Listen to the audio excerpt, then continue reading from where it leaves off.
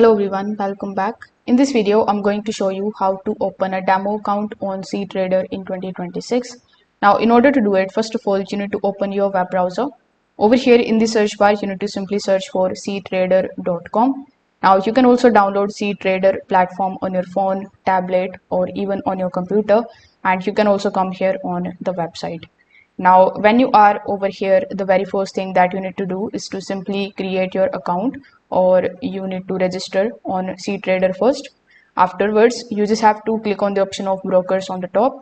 Then you are going to see all of the brokers. cTrader is linked with these brokers. So you need to select any of these brokers that is available in this list.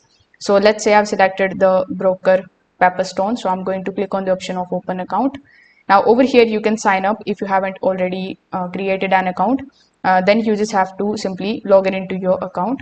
Now when you log in into your account, you just have to simply create a demo account inside Pepperstone, and then you will be asked to continue with cTrader, and then you will be landed here on the cTrader account, and this is going to be your demo account absolutely for free. You can create it right away.